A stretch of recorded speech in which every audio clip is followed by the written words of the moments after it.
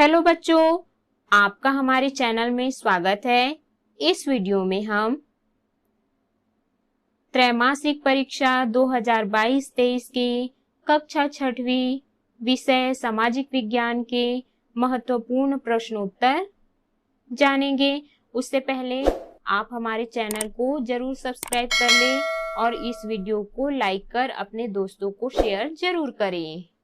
हमारा सबसे पहला प्रश्न है, महंत घासीदास संग्रहालय कहाँ है? तो इसका उत्तर है रायपुर। दूसरा है, छत्तीसगढ़ केरल से खाली स्थान है यहाँ पे और खाली स्थान है मंगाता है, तो यहाँ पे खाली स्थान में आ जाएगा नारियल और मसाले।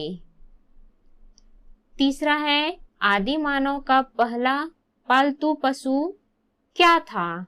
तो इसका उत्तर है कुत्ता। चौथा है, पृथ्वी का अपने अक्ष पर घूमना क्या कहलाता है? तो इसका उत्तर है घूर्णन। पांचवा है, सभी पंच मिलकर अपने में से एक को क्या चुनते हैं? तो इसका उत्तर है सरपंच। छठवां है, उत्तरी ध्रुव वृत्त किस गोलार्ध में स्थित है? तो इसका उत्तर है उत्तरी गोलार्ध में। अगला प्रश्न है अति लघु उत्तरी प्रश्न 7वां, आदि मानव एक जगह रहते तो उनके सामने क्या समस्याएं आती? इसका उत्तर है आदि मानव को भोजन में कंदमूल, फल और शिकार नहीं मिल पाते थे, इसलिए वह एक जगह बसकर नहीं रह पाते थे। अगला प्रश्न है, तारामंडल किसे कहते हैं? इसका उत्तर है एक विशेष आकृति वाले तारों के समूह को तारामंडल या नक्षत्र मंडल कहते हैं। अगला प्रश्न है, सिंधुवासी किन किन वस्तुओं का व्यापार करते थे? इसका उत्तर है सिंधुवासी कपास, इमारती लकड़ी, तांबे के औजार, हाथी दांत एवं पत्थर के आभूषणों का निर्यात करते थे। वे सोना, रंग बिरंगे कीमती पत्थर आदि का आयात करते थे। अगला है, क्षुद्र ग्रह किसे कहते हैं? इसका उत्तर है मंगल और बृहस्पति की कक्षाओं के बीच में छोटे छोटे पिंडों के अनेक झुंड हैं। यह सभी सूर्य की परिक्रमा कर रहे हैं, इन्हें क्षुद्र ग्रह कहते हैं।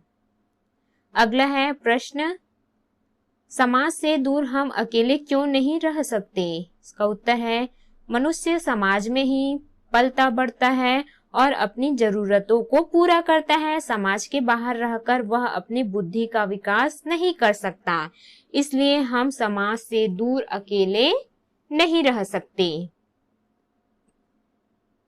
अगला प्रश्न है लघु उत्तरी प्रश्न 12वां, अगर आपके वार्ड का एक पंच एक पुलिया बनवाना चाहता है तो उसे क्या क्या करना होगा? इसका उत्तर है अगर हमारे वार्ड का एक पंच एक पुलिया बनवाना चाहता है तो उसे सबसे पहले उसे ग्राम पंचायत की बैठक में प्रस्ताव पास करना पड़ेगा। यहाँ से प्रस्ताव पास होकर सरपंच महोदय जनपद पंचायत के पास अनुदान राशि के लिए जाएगा।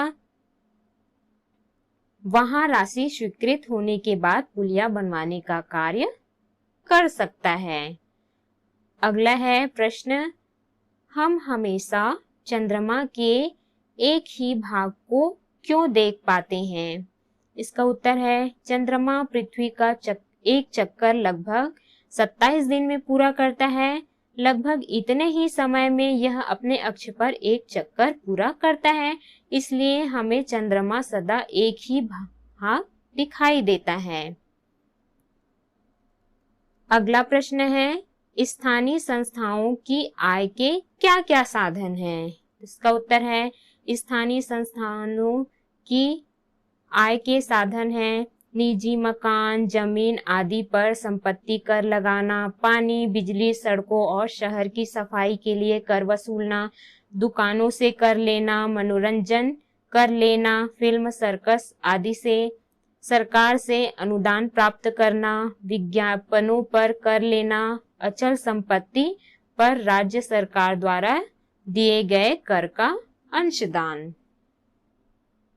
अगला प्रश्न है दीर्घ उत्तरी प्रश्न, पंचायत की आमदनी के क्या क्या साधन हैं? इसका उत्तर है पंचायत को केंद्र और राज्य सरकार से पैसे मिलते हैं, जिन्हें इन गांवों के विकास कार्य में लगा देती है।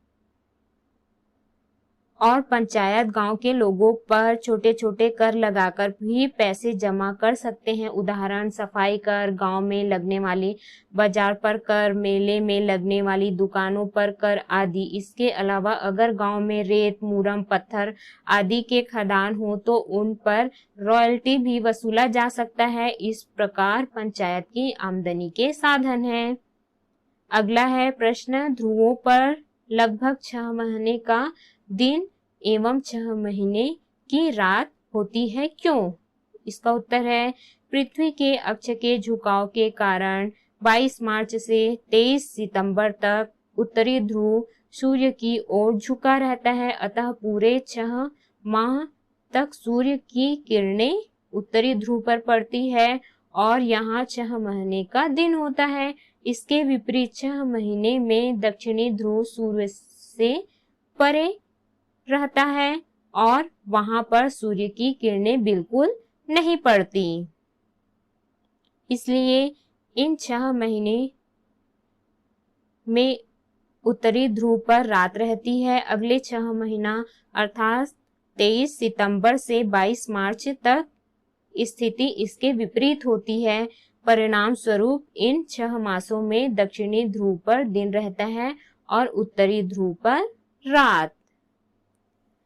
अगला प्रश्न है अक्षांश एवं देशांतर रेखाएं क्या है? इसका उत्तर है अक्षांश रेखाएं वे रेखाएं जो पूर्व से पश्चिम की ओर विषुवत रेखा के समानांतर होती हैं। ये रेखाएं वृत्ताकार होती हैं। ये उत्तर या दक्षिण की कोणीय दूरी बताती हैं। इसकी संख्या 180 होती है। देशांतर रेखाएं वे रेखाएं हैं जो उत्तर से दक्षिण की ओर चलकर उत्तरी ध्रुव और दक्षिणी ध्रुव को जोड़ती हैं। ये विषुवत रेखा पर अधिक चौड़ी होती हैं और ध्रुवों की ओर सक्रिय होती जाती हैं। इनकी संख्या 360 होती है। ये रेखाएं अर्धवृत्ताकार होती हैं।